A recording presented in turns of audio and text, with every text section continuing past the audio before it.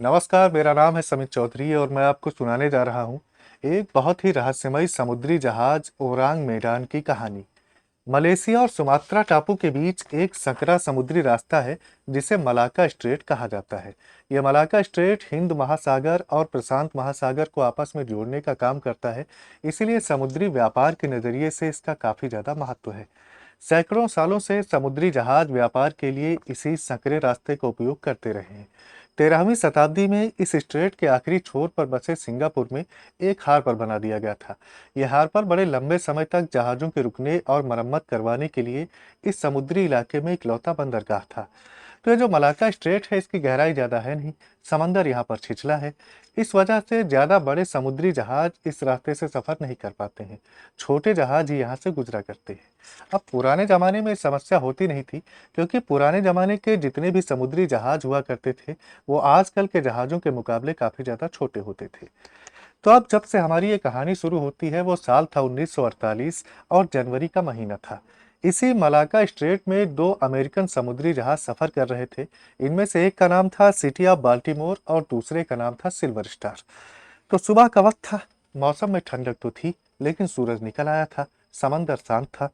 तभी ये दोनों जहाज सिटी ऑफ बाल्टीमोर और सिल्वर स्टार एक एसओएस रिसीव करते हैं। एसओएस एक तरह का संदेश होता है जो मदद की गुहार लगाने के लिए भेजा जाता है।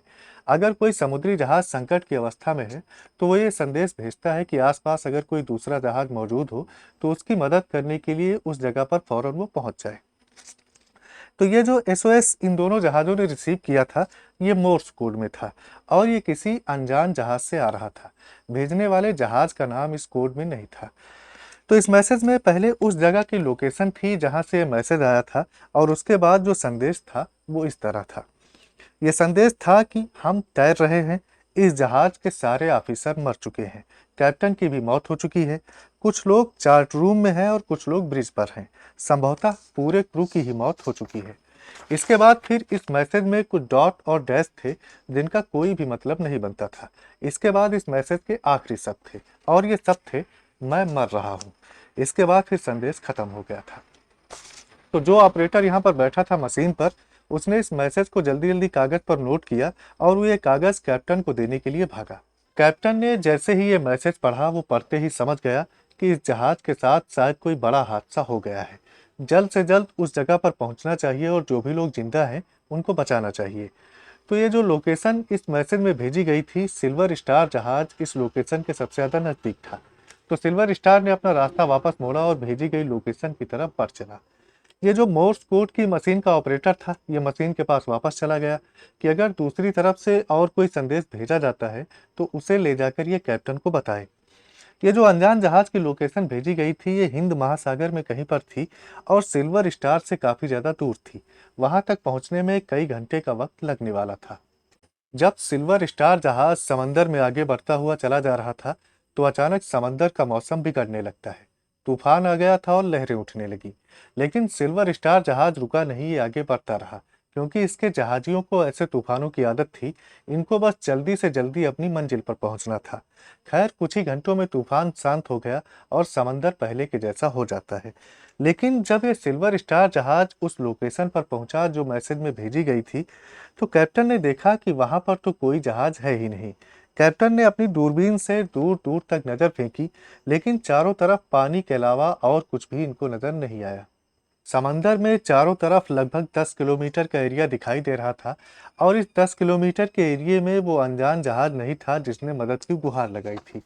तो सिल्वर स्टार के कैप्टन ने यह जानकारी किनारों पर बनी लिसनिंग पोस्ट को भेजी, और इसके बाद ये लोग अनजान जहाज को ढूंढने में लग जाते हैं। आधे घंटे ढूंढने के बाद सिल्वर स्टार के कैप्टन को दूर समंदर में क्षितिज पर कुछ धुंधला सा दिखाई देता है।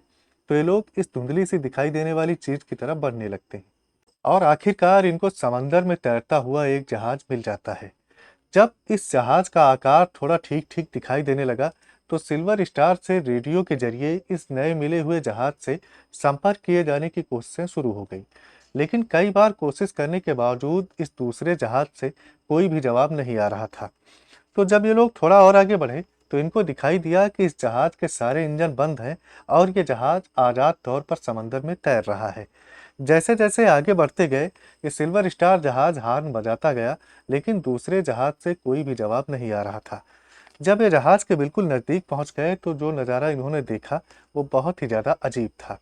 जहाज का इंजन बंद था। जहाज पर किसी भी तरह के जीवन का कोई भी नामो निशान नहीं था। और ये जहाज बहुत ही ज्यादा पुराना लग रहा था। इसको देखने से ऐसा लग रहा था जैसे बड़े लंबे समय से ये जहाज समंदर में भटक रहा हो।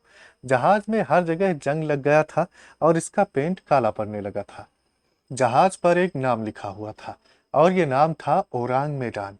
सफेद पेंट से लिखा गया ये नाम भी जंग की वजह से उखड़ने लगा था। तो समंदर में हर तरफ सन्नाटा था, कोई भी आवाज सुनाई नहीं दे रही थी। सिल्वर स्टार के जहाजियों ने जब इस भूतिया जैसे दिखने वाले जहाज को देखा तो उनके दिलों में भी थोड़ा थोड़ा डर बैठने लगा था। लेकिन दिक्कत ये थी कि इस दूसरे जहाज की तरफ से कोई भी जवाब नहीं आ रहा था। और जब जवाब नहीं आ रहा था तो इनके पास एक ही रास्ता बचता था कि इस जहाज पर जाया जाए और देखा जाए कि कोई इंसान जिंदा बचा भी है या नहीं। छोटी नाव को उतारा गया।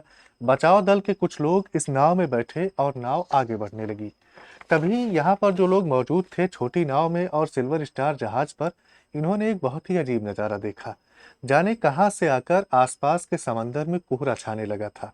ये कोहरा बड़े ही रहस्यमय तरीके से इन दोनों जहाजों को घेरता हुआ चला जा रहा था। धूप गायब हो रही थी और ठंडक बढ़ने लगी थी। छोटी नाव जहाज के नजदीक पहुंचती है और ये लोग जहाज के ऊपर चढ़ना शुरू कर देते हैं। जब ये लोग चढ़कर जहाज के डेक पर पहुंचे तो जो नज़ारा इनको दिखाई दिया वो जिंदगी भर इनकी आंखों के सामने तैरता रहेगा और पूरी जिंदगी ये नज़ारा इनको परेशान करता रहेगा। ये जो जहाज समंदर में तैर रहा था, जाने कैसे ये बिल्कुल एक खंडहर की तरह बन चुका था। ऐसा लग रहा था जैसे दशकों से समुद्री जहाज इसी तरह से समंदर में तैर रहा हो।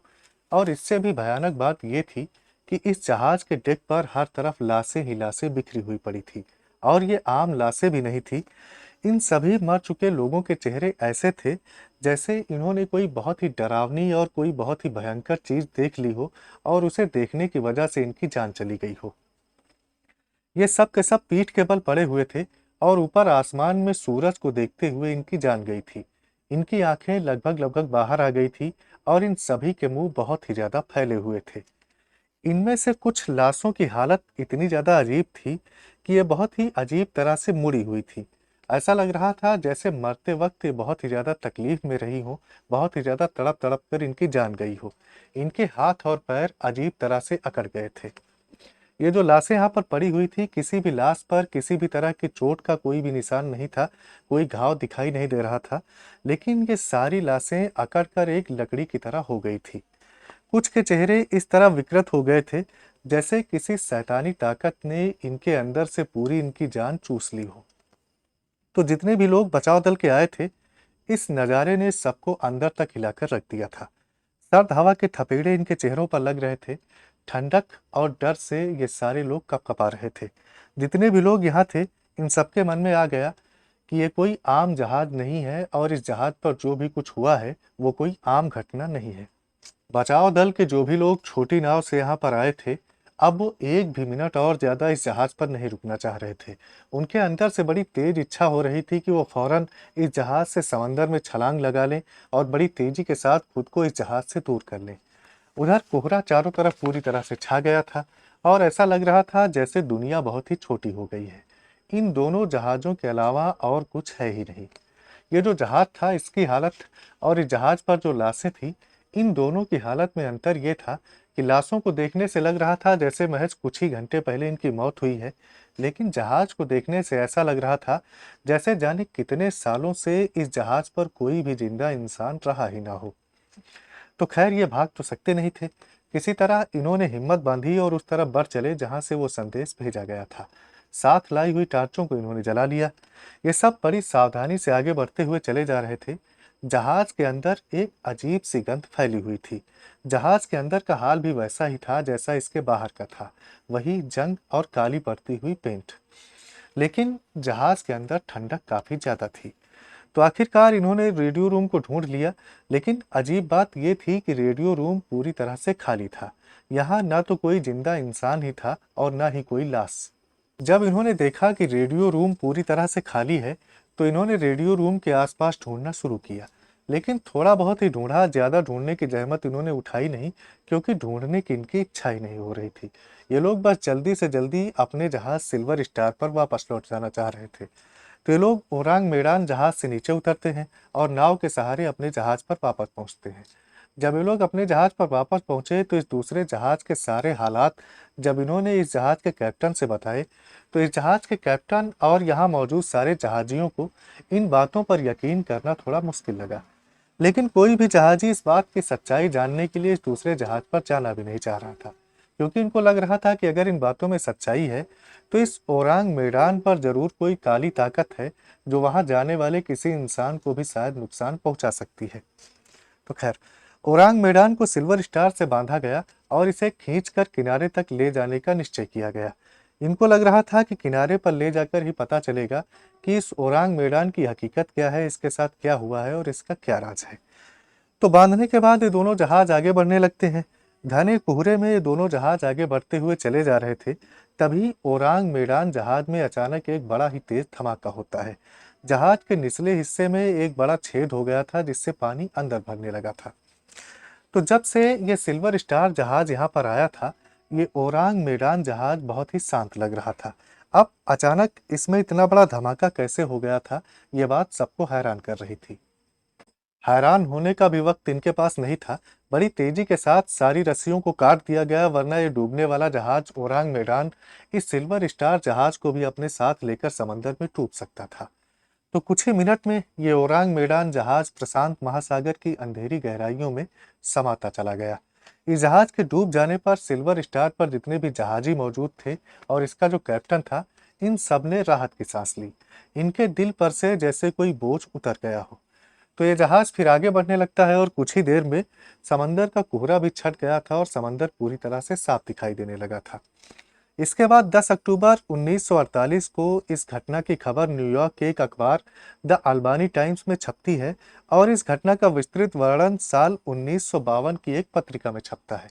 जब इस घटना की कहानी लोगों के सामने आई तो लोग अपने अपने हिसाब से कयास लगाने लगे कि आखिरकार इस अजीबोगरीब जहाज के साथ हुआ क्या था। ये लोग अपने अपने हिसाब से धारणाएं बनाना शुरू कर चुके थे। तो सबसे पहली जो धारणा सामने आई वो ये थी कि ओरांग मैदान के जहाजियों ने किसी विशालकाय समुद्री जीव या दानव को देख लिया होगा, जिसे देखने की वजह से इनका ये हाल हुआ। तमाम तरह के समुद्री जीवों की कहानियां मशहूर हैं जो हमें बताती हैं कि समंदर में ऐसे ऐसे विशालकाय जीव रहते हैं जो जहाज़ों को डुबा देते हैं और जहाजियों को मार डालते हैं। दूसरी धारणा यह सामने आई कि ये ओरांग मैदान जहाज जरूर काली शैतानी ताकतों की चपेट में आ गया होगा। समंदर में तमाम तरह की शैतानी ताकतें भटकती रहती हैं, ऐसी शैतानी ताकतें जो जहाज़ों पर कब्जा कर लेती हैं। या फिर हो सकता है कि किसी भूतों से भरे जहाज से इस ओरांग मैदान जहाज का सामना हो गया हो। तो भूतों से भरे जहाज भी समंदर में भटकते रहते हैं और टापुओं से लोगों को उठा ले जाते हैं। इन भूतों से भरे जहाज़ों के सामने पड़ने वाले जहाज़ों का भी यही अंजाम होता है। फिर इसके बाद के दिनों में ओरांग मैदान जहाज पर अमेरिकन सरकार के द्वारा रहस्यमयी प्रयोग किए जाने की बातें भी सामने आने लगी थी। लोगों का मानना था कि अमेरिकन सरकार का एक खुफिया प्रोजेक्ट था जिसका नाम था फिलाडेल्फिया एक्सपेरिमेंट। तो इस एक्सपेरिमेंट के माध्यम से सरकार समुद्री जहाज़ों को समय में आगे, भविष्य में और समय में पीछे भूतकाल में भेजने की कोशिश कर रही थी। ये एक्सपेरिमेंट शायद इस ओरांग मैदान जहाज पर भी किया गया था, जिसकी वजह से ये किसी समय यात्रा की गड़बड़ी में फंस गया था और इस समय यात्रा की गड़बड़ी में फंसने की वजह से इस जहाज का ये हाल हुआ था। इसके अलावा और भी तमाम तरह की कहानियां इस ओरांग मैदान जहाज के बारे में चल रही थी और लोग अपने अपने हिसाब से कयास लगा रहे थे। फिर आते हैं 70 और 80 के दशक। तो इन 70 और 80 के दशकों में लोग मानने लगे थे कि ये जो कहानी है ओरांग मैदान की, इसमें जरा सी भी हकीकत नहीं है और ये पूरी की पूरी कहानी ही मनगढ़ंत है। तो इन्हीं दशकों में कुछ शोध करने वाले लोग सामने आए। इन्होंने ये इरादा किया कि इस कहानी के पीछे कोई सच्चाई है भी या नहीं, या पूरी तरह से ये कहानी झूठ है, इसका वो पता लगाएंगे। लेकिन जब इन्होंने शोध इस कहानी पर शुरू किया तो इनको इस जहाज के बारे में कोई भी जानकारी मिल ही नहीं रही थी। आधिकारिक दस्तावेजों में इस जहाज के बारे में कुछ भी वर्णित नहीं था। इस जहाज का नाम भी कहीं इनको नहीं मिल रहा था। ऐसा लग रहा था जैसे ओरांग मैदान नाम का जहाज दुनिया में कभी रहा ही न हो। लेकिन फिर इनको एक रिसर्चर ऑटो माइल्स की एक रिसर्च हाथ लगती है और ये रिसर्च 1954 में पब्लिश करी गई थी। इस रिपोर्ट की खास बात ये थी कि इसे सिल्वर स्टार के जहाजियों ने खुद ही सत्यापित किया था। सिल्वर स्टार वही जहाज था जो ओरांग मेडान को बचाने गया था। इस सिल्वर स्टार के सभी जहाजियों के दस्तखत इस रिसर्च के पेपर्स पर मौजूद थे। लेकिन सवाल अभी भी था कि आखिर ओरांग मेडान जहाज के साथ हुआ क्या था। तो इसके बारे में एक सबसे ठीक बैठने वाली धारणा जो सामने आती है वो ये थी कि ये ओरांग मेडान जहाज किसी तरह के खतरनाक केमिकल्स को लेकर जा रहा था। ये एक ऐसा केमिकल था जिसे जर्मन सरकार ने बड़े ही गुप्त तरीके से वैज्ञानिकों से इजाद करवाया था। जापान के अलावा दुनिया के किसी भी दूसरे देश को इस केमिकल की जानकारी ही नहीं थी। तो इस केमिकल को बड़े गुप्त तरीके से स्मगलिंग के माध्यम से भेजा जा रहा था। ये जर्मनी से निकला था और इसको जापान पहुंचना था। तो ये ओरांग मेडान जिस केमिकल को ले जा रहा था, ये बहुत ही घातक केमिकल था और गैस के रूप में कंटेनर्स में भरा हुआ था। इस केमिकल की थोड़ी सी मात्रा हवा में छोड़ देने से तमाम लोगों की जान बड़े दर्दनाक तरीके से जा सकती थी। तो ये जो जहाज था ओरांग मेडान, ये कोई सरकारी जहाज तो था नहीं, ये स्मगलिंग करके इस केमिकल को ले जा रहा था। इसलिए इस जहाज पर इस घातक केमिकल के मुकाबले इंतजाम ठीक ठाक नहीं थे। तो हो सकता है कि किसी तरह से ये केमिकल हवा में लीक हो गया हो और इसी केमिकल की वजह से ओरांग मेडान पर मौजूद सारे लोगों की जान चली गई हो। इस केमिकल के बारे में बताया जाता था कि ये इतना घातक था कि ये लोहे को भी नुकसान पहुंचा सकता था। इस केमिकल की इसी घातक खूबी की वजह से हो सकता है कि जहाज का फ्यूल लीक हो गया हो या फिर गर्मी किसी जलने वाली चीज तक पहुंच गई हो जिससे अचानक ओरांग मेडान जहाज में धमाका हो गया था। तो खैर ये सारे अनुमान ही हैं। पुख्ता तौर पर कभी कोई बात सामने नहीं आई कि इस जहाज के साथ आखिर क्या हुआ था, क्योंकि ये जहाज खुद ही समंदर में डूब गया था और अपने साथ सारे जवाब भी ले डूबा था। केमिकल वाली धारणा के साथ दिक्कत ये है कि अगर केमिकल लीक हो रहा था तो जब सिल्वर स्टार के जहाजी इस ओरांग मेडान जहाज पर गए थे तो इनको उस केमिकल की वजह से कोई भी दिक्कत क्यों नहीं हुई थी। कई लोगों ने इस केस की रिसर्च में 50 साल का लंबा वक्त लगाया है, फिर भी कोई खास जानकारी उनके हाथ नहीं लग पाई है और कोई भी इस जो ओरांग मेडान था इसके साथ क्या हुआ था, दुर्घटना का क्या कारण था, इसका कोई भी ठोस कारण सामने नहीं आ पाया है। हो सकता है कि आगे आने वाले समय में इसके पीछे का कारण कभी सामने आ जाए। तो ये थी हमारी आज की कहानी। उम्मीद है आपको पसंद आई हो। फिर मुलाकात होगी आपसे अगले वीडियो में नई कहानी के साथ।